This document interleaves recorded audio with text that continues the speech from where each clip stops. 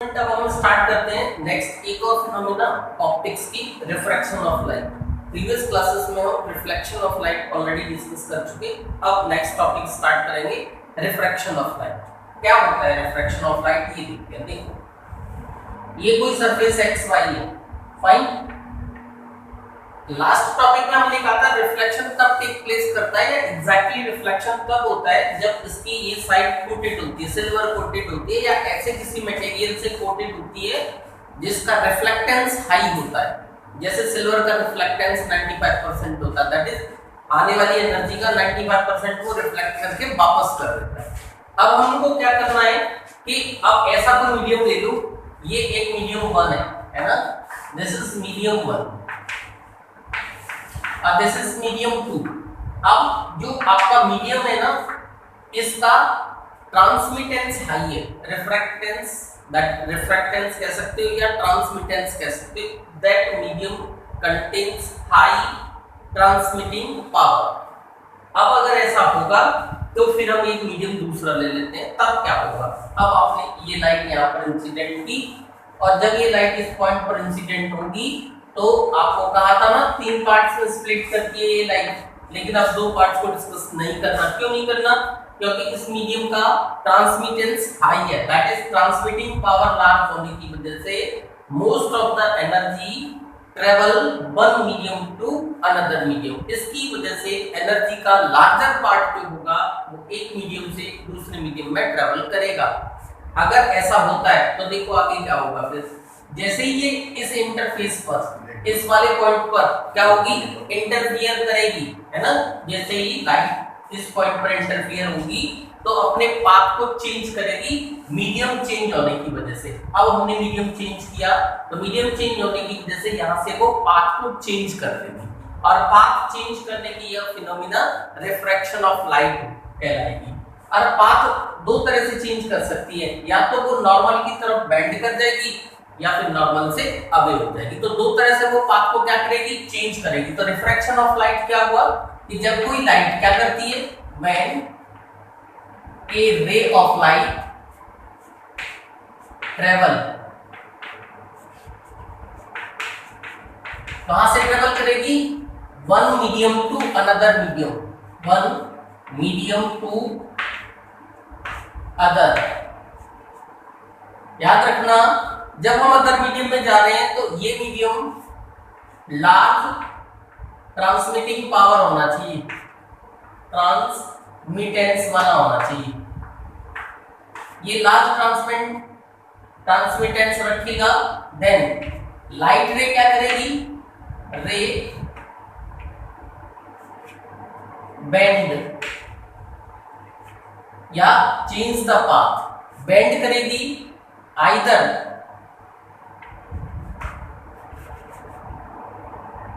ऐसे लिख सकते हो, और इससे इफेक्टिवली अगर हम ऐसा करते हैं कि वो क्या करती है, वन मीडियम टू अनदर, तो क्या कर लेगी, पाथ को चेंज करेगी। तो आप ये ऐसे लिख सकते हो, पाथ चेंज होगा, है ना।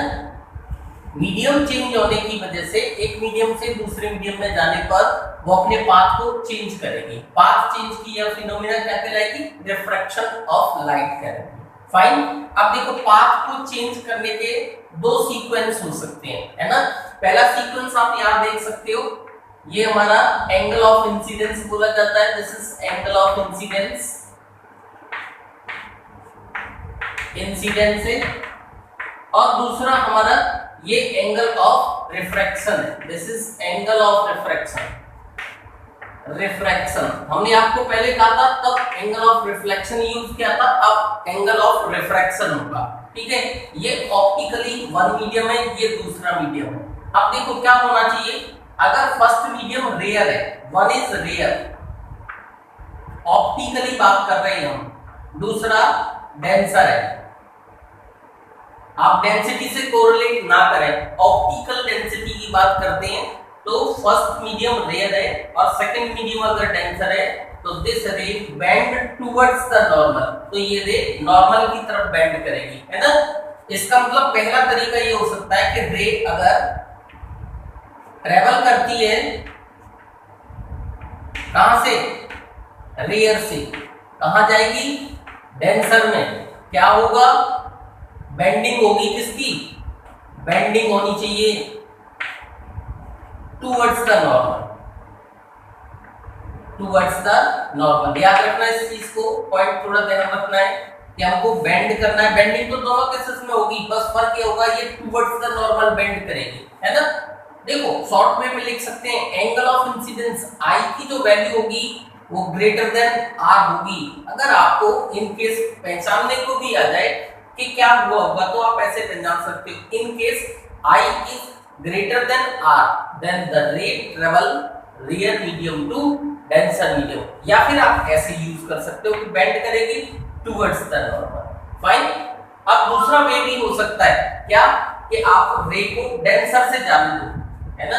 एक और ले लेते हैं, इधर ले लेंगे इस रे को, ये कोई मीडियम है, ये हमारा इंटरफेयरिंग सरफेस है, कोई रे ऐसे एंटर करती है। अब हमने जो फर्स्ट मीडियम ले रखा है मीडियम 1 और ये मीडियम 2 है ना, हमारा ये फर्स्ट मीडियम है और ये सेकंड मीडियम है। अब ये क्या करती है, ऐसा होगा, एंगल आई ये है और एंगल आर ये है। अगर ये रे, सेकंड ऑप्शन हमने कहा था कि रे ट्रेवल करना चाहिए कहां से, travels denser medium to rare medium, denser to rare, है ना। अगर डेंसर टू रेयर ट्रेवल करेगी तो फिर बेंडिंग होगी, बेंडिंग तो होनी है क्योंकि रिफ्रैक्शन टेक प्लेस करेगा। जैसे ही मीडियम चेंज होता है तो कंफर्म होता है कि रिफ्रैक्शन को टेक प्लेस करना होगा, बशर्ते हमारा जो मीडियम है वो लार्ज ट्रांसमिटिंग पावर रखता है। तो अब ऐसा होगा तो अधिक बेंडिंग हुई, और बेंडिंग अब की बार अलग तरह से होगी, टुवर्ड्स की जगह अवे फ्रॉम नॉर्मल होना चाहिए, अवे फ्रॉम नॉर्मल, ये चेंज आ जाएगा, याद रखिएगा ना। तो अवे फ्रॉम नॉर्मल बेंडिंग होगी अब की बार, है ना। या दूसरे वर्ड्स में आप लिख सकते हो तो I is less than R होगा, ऐसे भी यूज कर सकते हो, ऐसे भी यूज कर सकते हो। और अगर आप डायग्राम में उसको शो करने की कोशिश करोगे तो आप डायग्राम में भी इसे शो कर सकते हो। ये तब है जब ये मीडियम हमारा डेंसर है और ये मीडियम हमारा रेयर है ना। मैं आपके लिए इस स्क्रीन को ऐसे छोड़ता हूं जिससे आप इसको प्रॉपर्ली समझ सकते हो और नोट कर सकते हो। थोड़ी देर के लिए आप इस वीडियो को पॉज करोगे तो पॉज करने पर आप इस स्क्रीन से नोट कर सकते हो कि एग्जैक्टली रिफ्रैक्शन में क्या हुआ होगा। रिफ्रैक्शन क्यों होता है, सबसे पहले हम उसके कॉजेस के बारे में डिस्कस करते हैं। तो कॉज ऑफ रिफ्रैक्शन बहुत नॉर्मल होता है। एक वर्ड होता है स्पीड ऑफ लाइट, आपने समझा था, स्पीड ऑफ लाइट, है ना। तो speed of light medium change होने पर, हमने स्टार्टिंग में जब जैसे ये चैप्टर से स्टार्ट किया था तभी आपको कहा था कि कौन किस से डिपेंडेंट होता है। तो हमने कहा था कि speed of light is medium dependent, और जब वो मीडियम डिपेंडेंट होगी स्पीड ऑफ लाइट तो उसका पाथ भी इस बात से डिपेंड करने लगेगा कि मीडियम कैसा है। इसका मतलब speed of light is different in different mediums, that mean is different, है ना। इसका मतलब रेयर मीडियम में इसकी स्पीड लार्ज होती है और डेंसर में डिक्रीज कर जाती है, डिक्रीज करता है। ओके, देखो दो चीज है। अब यहां से देखना कॉज ऑफ रिफ्रैक्शन में, तो हमने ये कहा था speed of light is different, किसमें, इन डिफरेंट मीडियम्स। और स्पीड बदलने पर क्या होगा, रेयर मीडियम में स्पीड लार्ज है और डेंसर मीडियम में स्पीड कम है, तो पाथ भी इसी बात से डिसाइड होता है। इसकी वजह से रिफ्रैक्शन टेक प्लेस करता है। अगर वन वर्ड आंसर देना है तो आप लिखना सिर्फ speed is different in different medium, different in different medium, बस आपको ये लिखना है, बाकी का कुछ नहीं करना, है ना।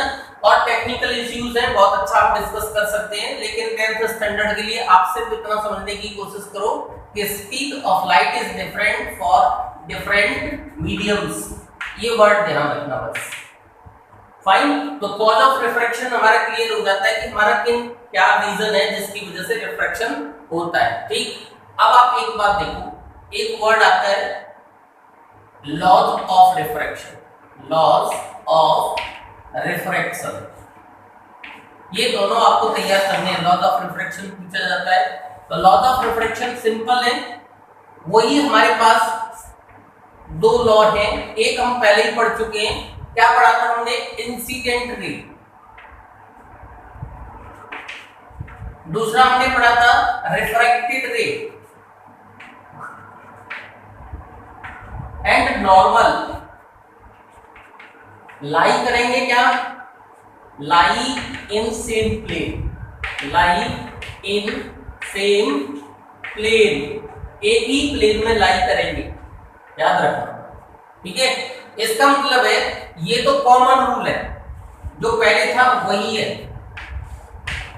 लेकिन सेकंड जो रूल है वो चेंज हो जाता है। सेकंड रूल में क्या आता है, देखो लर्न करने के हिसाब से बहुत सिंपल है कि द रेशियो ऑफ, किस किस का रेशियो हमें लेना होता है,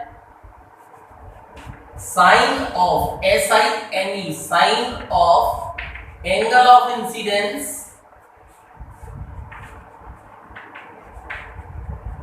to the sine of angle of refraction, angle of refraction is constant. बहुत सिंपली आप ऐसे लिख सकते हो कि ratio of sine of angle of incidence and the sine of angle of refraction is constant. ऐसे देखो, ये जैसे हमारा मीडियम था 1, ये मीडियम 2, कोई रे ऐसे इंसिडेंट हुई और इंसिडेंट होकर के ये हमारा नॉर्मल हो गया।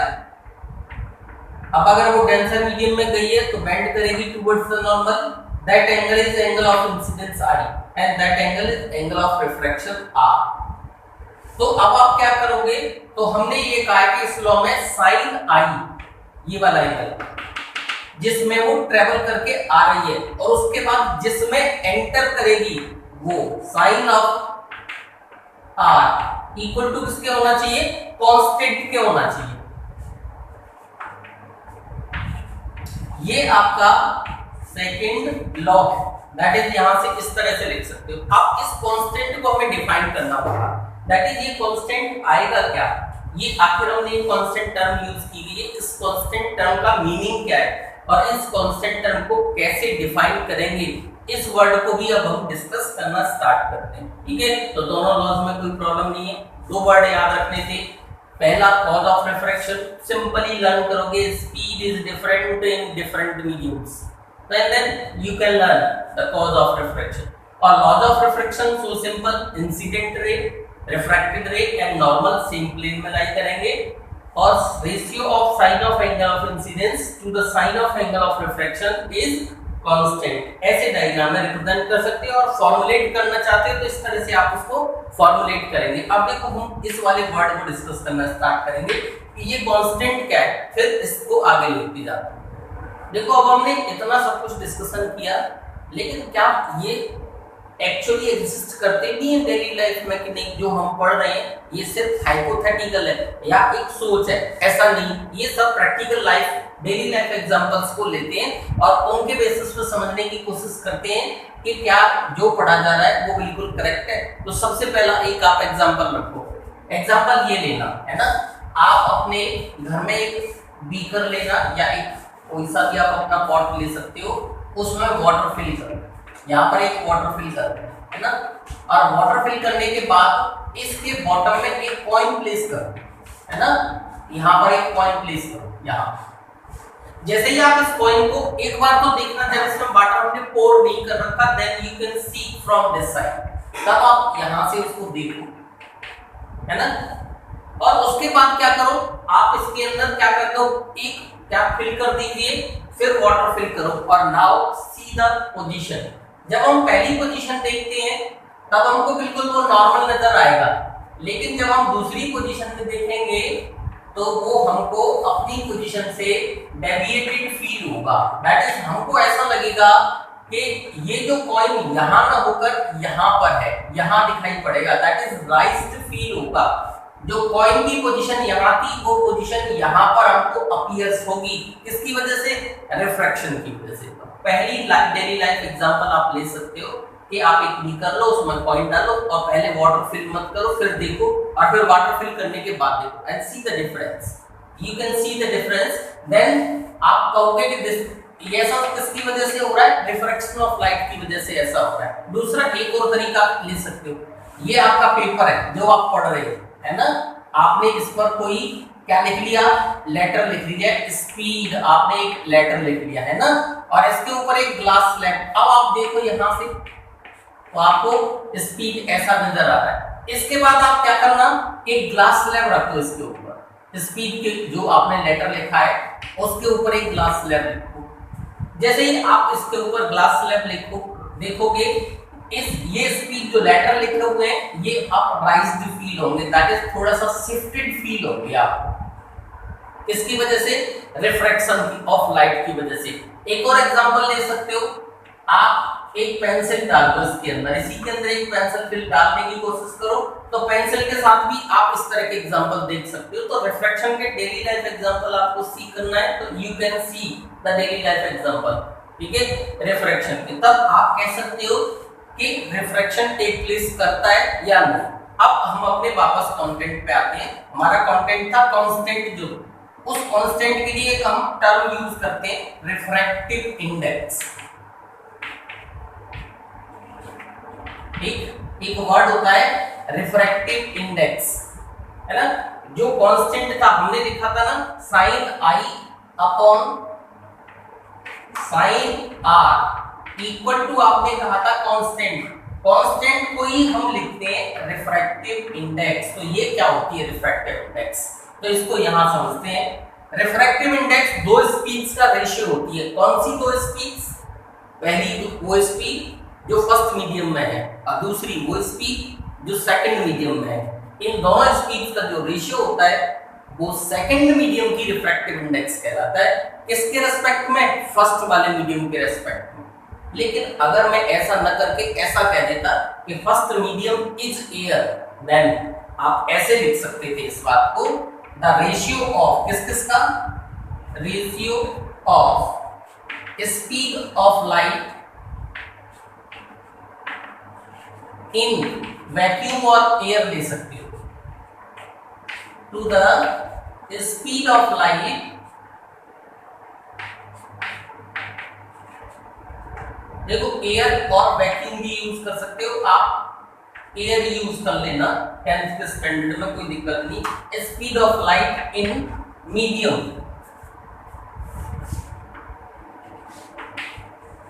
इज कॉल्ड रिफ्रैक्टिव इंडेक्स, है ना। तो रिफ्रैक्टिव इंडेक्स का फॉर्मूला क्या बन गया बेटा? Speed of light in vacuum over speed of light in medium, speed of light in medium. Fine. तो देखो आप इसको फॉर्मुलेट करने के लिए ये वाला लेटर यूज करते हैं, म्यू। कुछ बुक्स में एन लिखा गया होगा, कुछ बुक्स में न्यू लिखा गया होगा, तो आपको घबराना नहीं है, दोनों लेटर्स का मीनिंग एक ही है। या तो ऐसे यूज किया गया है, कुछ बुक्स में एन लिखा हुआ है ऐसे, है ना। You can use both symbols are correct. Mu equal to होगा speed of light in vacuum, इसको हम सी से लिखते हैं, है ना, और speed of light in medium हम वी लिखते हैं। तो mu equal to c over v, ऐसे भी आप इसको यूज कर सकते हो। तो सी क्या होता है? सी इक्वल टू होता है 3 × 10⁸ मीटर पर सेकंड, और वी डिफरेंट होगा ही होगा, अलग अलग मीडियम में स्पीड ऑफ लाइट क्या हो जाती है? डिफरेंट हो जाती है। इसी के बेसिस पे डिफाइन होता है कि उसका रिफ्रैक्टिव इंडेक्स कितना होगा। तो आज की क्लास में हमने आपको 3 बहुत कॉमन बातें डिस्कस की थी। What is the refraction, what are the cause of refraction, laws of refraction and refractive index. ये कॉमन 4 वर्ड्स हैं जो आपको प्रिपेयर करने हैं इस वाले लेक्चर में।